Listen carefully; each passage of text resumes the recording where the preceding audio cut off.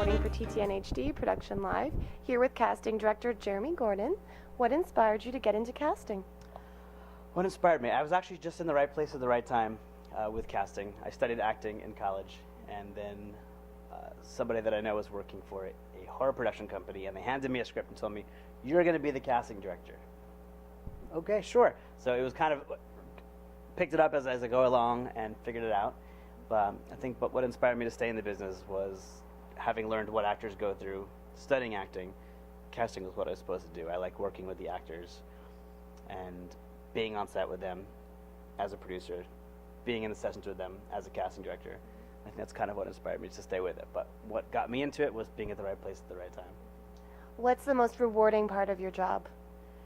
Finding that actor that you just know has something special and seeing that come to fruition, seeing them get a project that lets them show off the talent that they have, and seeing that on screen is great.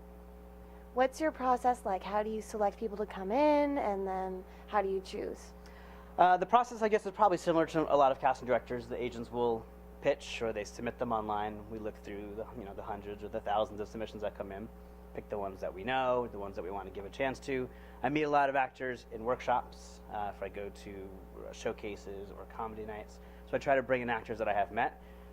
With the process, bring them in and work with them, and really try to find something special in the ones that you think might have a chance at it, to bring them back in to see the producers. It's probably similar to most people. What advice would you give to actors? I have a lot of it. I always tell the actors to control the things that you can control, since there are so many elements in this business that are so far out of their control.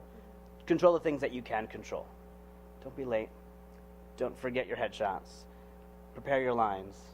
There are a few things that you always can control no matter what. If you have to leave your house 2 hours ahead of time to not be late to the audition, then that's what you have to do. And if you have to have the bag of headshots in your car so you never forget them, and get the sides and get the material and be prepared and be professional, control all of those things so that you don't start in 10 steps behind the person in front of you.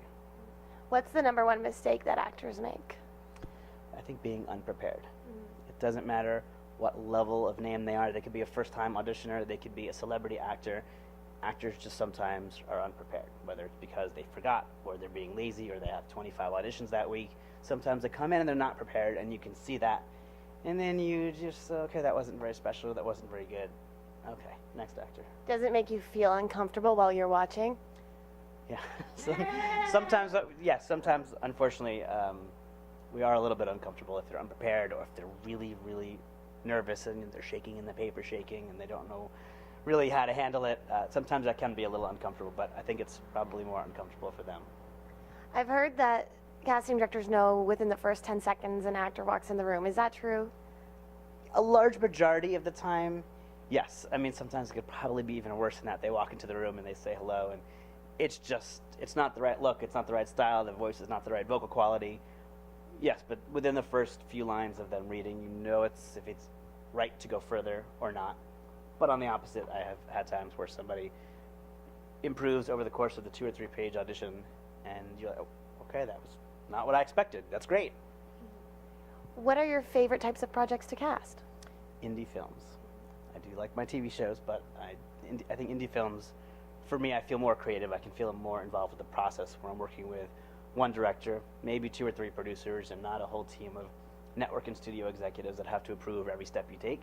And no offense to that, but the indie projects that I have worked on have been very fulfilling, and I can see my direct work and the suggestions that I have made. I can see that, and it's very rewarding. Any projects in particular that have really stood out for you? Yes. I have one called Spork, that's about a 13-year-old hermaphrodite and her friends in middle school, and how they all find their place in the world. And it's all about the kids. There are some great adults in there, Beth Grant and Elaine Hendricks and Keith David, some really amazing actors, but this is all about the 13-year-old kids in this project who carried this entire film. It was tremendous. It's kind of still traveling the world in festivals. It's been about 3 years now. It won a big award at Tribeca, and it's on Netflix. It's everywhere. It's a great film, and it makes me feel really good, especially right now with all that's going out there with the gay community and the kids that are being bullied and committing suicide. It's a great movie that made us all feel really proud. What are your current projects? We are working on 2 features. One called Me, which is directed by John Avildsen, who did Rocky and Karate Kid and all those films. So we're attaching stars to get some funding for that film. And then I am casting a film called Snuff, which is written by Chuck Palahniuk, who did Fight Club. It's not a snuff film, but it's a dark, sexual-esque adventure. So we're getting those up and running, which will be great. What advice would you give to an up-and-coming casting director? Oh, stick with it. I've been doing it for about 8 years, 9 years, and it takes a long time to really get a foothold. There are not that many casting directors out there, and all of the feature films and the TV shows that you see are really cast by, in comparison to, let's say, actors, a handful of casting directors. And it does take some time to get your foothold and make your connections and to be able to get to a place where you're continually working.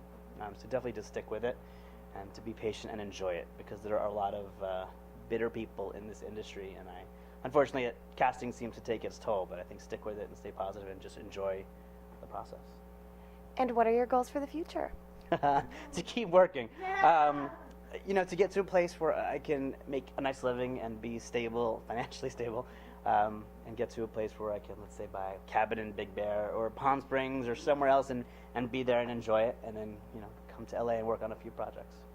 And where's the best place to follow your work online? To follow my work online. There's a bunch of movies that I have that are available on Netflix. I think that seems to be our best right now. It's probably Netflix. And you're on IMDb as well, so I'm we on can check it out IMDb, there. absolutely, and I'm on Facebook, and I've got a few groups on Facebook created for actors, so I'm happy to stay in touch with people that way. Well, thank you so much. This has been a delight, and best of luck with all of your future projects. Thanks so much. I'm Katie Uhlmann reporting for TTN HD Production Live.